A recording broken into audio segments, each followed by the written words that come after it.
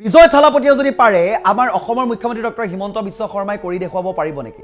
বিজয় থালাপতিয়ে মুখ্যমন্ত্ৰী হিচাপে শপত গ্ৰহণ কৰিয়ে আজিৰ দিনটোত একশ্যন আৰম্ভ কৰিলে।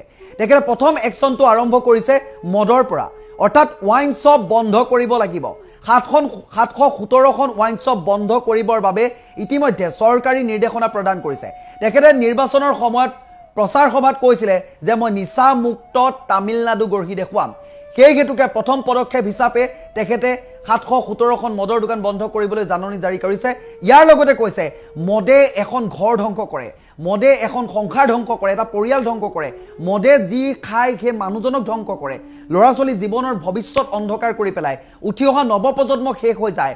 ড্ৰাগছৰ প্ৰতি আসক্ত হোৱাৰ ফলত উঠি অহা নৱপ্ৰজন্ম, ভৱিষ্যত থকা নৱপ্ৰজন্ম, সম্ভাৱনাপূৰ্ণ নৱপ্ৰজন্ম শেষ হৈ গুচি যায়। গতিকে আমি নিচামুক্ত এখন সমাজ গঢ়িব লাগিব। সেই হেতুকে বিজয় থালাপতিয়ে এনেকুৱা ধৰণৰ সিদ্ধান্তবোৰ লৈছে। যদি বিজয় থালাপতিয়ে পাৰে তেতিয়াহ'লে আমাৰ অসমৰ মুখ্যমন্ত্ৰী ডক্টৰ হিমন্ত বিশ্ব শৰ্মাই পাৰিবনে? হিমন্ত বিশ্ব শৰ্মাৰ ওপৰত আমাৰো এইটো আস্থা আছে, বিশ্বাস আছে।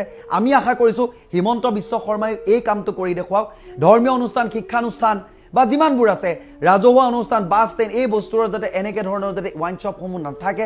হয়, ৰাজহৰ মূল উৎস হিচাপে সুৰাক নিৰ্বাচন কৰা হয়, সেই বুলিও সেই চৰকাৰখনৰো কিন্তু সমানে একেলগে দায়িত্ব যে সমাজখনো সুৰক্ষিত হৈ থাকিব লাগিব, এই জনতাকো সুৰক্ষিত কৰি ৰাখিব লাগিব। উঠি অহা প্ৰজন্ম কিন্তু বৰ্তমান সময়ত কোনফালে ধাৱমান সেই কথাটো আপোনালোকেও গম পাইছে, চৰকাৰখনেও গম পাইছে। ইয়াৰ পিছতে আপোনালোকে যদি চাবলৈ যায়, বিজয় থালাপতিৰ মন্তব্যটোৰ পাছতে চৌদিশে চৰ্চা হৈছে। প্ৰায় সংখ্যক মানুহেই সমৰ্থন জনাইছে এই কথাটোত, কিন্তু যিসকল বৰ্তমান সময় ৱাইন শ্বপ বা মদৰ দোকানৰ লগত জড়িত, এই ব্যৱসায়বোৰৰ লগত জড়িত, তেখেতলোকে কৈছে যে আমাৰ বহুবোৰ দোকান বন্ধ হৈ যাব। বিজয় থালাপতিয়ে কৈছে ব্যৱসায় বহুত আছে, বেলেগ ব্যৱসায় কৰক, মোৰ হাতত উপায় নাই, নিচামুক্ত তামিলনাডু গঢ়িবই লাগিব। কি ভাবে?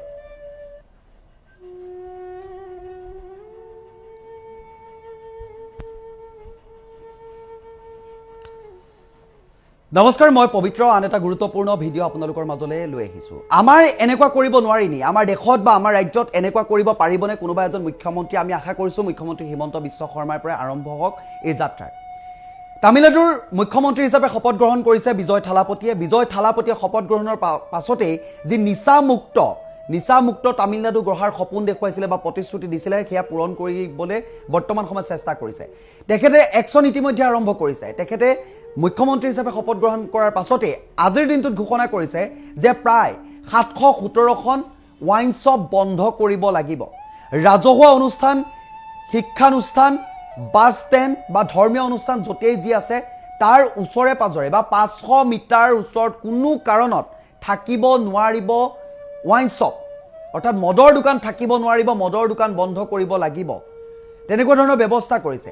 তেখেতে এইটো কথা কৈছে যে সুৰাই এখন ঘৰ কেনেকৈ ধ্বংস কৰে, সুৰাই মানুহক কেনেকৈ অৰ্থনৈতিকভাৱে জুৰুলা কৰে, সুৰা খোৱাৰ বাবে কিমান পৰিয়াল ধ্বংস হৈ গ'ল, সুৰাৰ বাবে কিমান নৱপ্ৰজন্ম বিপথে যাবলগীয়া হৈছে, সুৰাৰ বাবে বৰ্তমান সময়ত কিমান ভৱিষ্যত উঠি অহা প্ৰজন্ম কলিতে মৰহি শেষ হ'বলগীয়া হৈছে, তাৰ পৰিপ্ৰেক্ষিততে এনেকুৱা ধৰণৰ ব্যৱস্থা গ্ৰহণ কৰিছে বুলি তেখেতলোকে কৈছে। হয়, সুৰা ৰাজহৰ বহুখিনি ক্ষেত্ৰত চৰকাৰৰ মূল উৎস হয়, সেই বুলিয়ে যে সমাজখনো সুৰক্ষাৰ দায়িত্ব কিন্তু সেই চৰকাৰখনৰে হয়।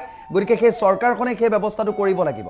বৰ্তমান বিজয় থালাপতিয়ে এই যিটো ঘোষণা কৰিছে যে 717খন সুৰাৰ দোকান বন্ধ কৰি দিছে, যি বাছ ষ্টেণ্ডৰ ওচৰত আছিলে, শিক্ষানুষ্ঠানৰ ওচৰত আমি বহুখিনি সময়ত এতিয়া দেখিবলৈ পাওঁ শিক্ষানুষ্ঠানৰ সন্মুখামুখিকৈ সুৰাৰ দোকান দিয়ে, মদৰ দোকান দি থয়। শিক্ষানুষ্ঠান সেইফালে চলি আছে, একাংশ হয়তো মদ লৈ খাবলৈ যোৱাকৈ ব্যৱস্থা এটা কৰি থৈছে।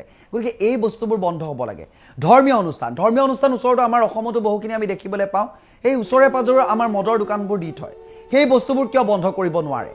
সেই বস্তুখিনি যদি বন্ধ কৰিব নোৱাৰে তেতিয়াহ'লে শিক্ষা ব্যৱস্থা লোৱা সেই সকলো যে একেই থাকিব, মন মগজু একেই, এই বস্তুবোৰতো আপুনি মানিব নোৱাৰে। কিন্তু বৰ্তমান সময়ত এই বিজয় থালাপতিৰ এই বস্তুটো খুব ভাল লাগিলে। সমাজখনৰ কথা যে চিন্তা কৰি তেখেতে প্ৰথম পদক্ষেপ হিচাপে মদক বাছি লৈছে। মদ বন্ধ হ'ব লাগিব।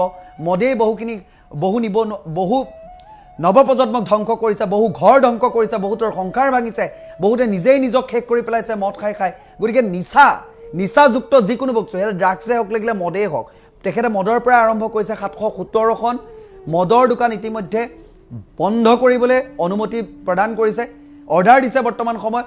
ইয়াৰ লগতে নিচামুক্ত তামিলনাডু গঢ়িম বুলি যি প্ৰতিশ্ৰুতি দিছিলোঁ, সেই প্ৰতিশ্ৰুতি ৰাখিবলৈ বৰ্তমান সময়ত বিজয় উঠি পৰি লাগিছে। আপুনি কি ভাবে? এইবোৰ আমাৰ দেশ বা ৰাজ্যত হ'ব নোৱাৰে নেকি? এবাৰ মন্তব্য কৰিব বুলি আশা কৰিছোঁ।